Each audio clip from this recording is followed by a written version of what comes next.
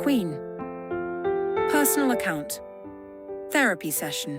Transcript style. Episode. The walk. You talked to him already, didn't you? Qlown. I can tell by the way you're looking at me. You're trying to compare stories. That's smart. Most people don't realize the same moment can look completely different depending on whose eyes you borrow. So, you want mine.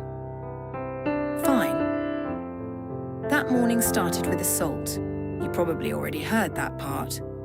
He woke up looking like a collapsed building with opinions, hungover, quiet, staring at the television like it personally betrayed him. I gave him salt. He took it without arguing. That's how I know he respects me. Qlown doesn't follow instructions from people he doesn't respect. After that, I told him we should go to the diner. Not because I was hungry yet, because routines are stabilizers. You give a man like Qlown something predictable and his mind stops looking for war in the corners. So we walked. The city was still waking up. The kind of morning where the streets are pretending they didn't do anything wrong the night before. He was quiet, naturally, but quiet doesn't mean empty with him. It means calculations. So I started asking questions. Not normal questions, important questions. I asked if he would buy me a castle. He didn't answer. I asked if he would help me rob a bank. Still nothing. Then I asked if he would fight a shark for me. Not even a blink. You see why I like him? Most men either try to impress you or try to control you. Qlown does neither. He just listens. So I kept going.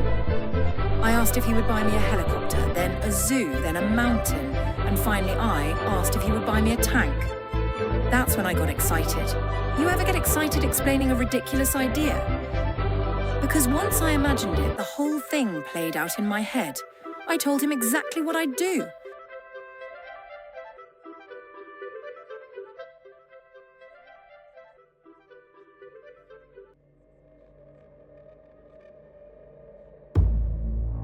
I'd drive the tank through a fast food drive-through, just casually, like it was completely normal. And when they opened the window, I'd lean out and say, "Extra fries," very calmly, very politely, but also with a tank. I might have gotten a little theatrical. I grabbed his shirt to demonstrate. You know, for realism. That's when the problem happened. Qlown has instincts. Very fast ones. When someone grabs him, suddenly his body responds before his brain asks questions. So the moment I pulled his shirt, he moved. Next thing I know, I'm airborne. He flipped me clean over his shoulder. Very efficient technique, actually. You should see it in slow motion. Right before I hit the ground, he leaned down and kissed me. Quick, precise, like punctuation. Then I hit the pavement. Now, did it hurt? Not really, but that wasn't the point. I started crying loudly, dramatically, absolutely fake, full performance, so people on the sidewalk even looked over. Qlown just stared down at me like he was watching weather. Then he said the most important sentence of the entire morning. "Are you hungry?" And just like that, I stopped crying. Immediately. Because yes, I was hungry. That's the part you probably didn't expect to hear. You thought I was unpredictable, but I'm actually very simple. Feed me, respect me, don't lie to me, everything works out. We kept walking after that. He looked slightly annoyed, I looked perfectly cheerful. But there's something you should understand about me. People call it perky. They say I'm bubbly. They say I'm playful. Those words make them comfortable. Comfortable people stop watching.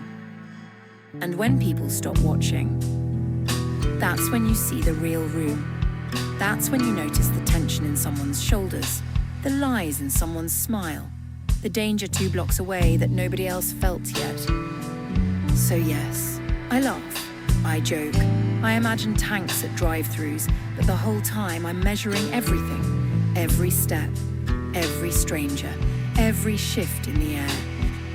You called it earlier, that little phrase in your notes. Jekyll and Hyde, that's not wrong.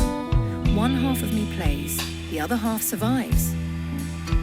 And that walk, that silly, ridiculous walk where I was planning armoured fast food crimes, that was the last quiet moment we had. right before the diner, right before the blood, right before everything changed. But that part, you already heard from him, and if you want the truth, he probably described it calmly. Qlown always sounds calm when chaos happens. Me? I'll tell you something honest instead. When I walked into that diner and saw what happened, the first thing I thought wasn't fear. It wasn't panic. It wasn't even anger. It was this. Someone just made the biggest mistake of their life. Session over, Doctor, unless you'd also like to hear my tank strategy, because I've actually improved the Fry's negotiation plan since then.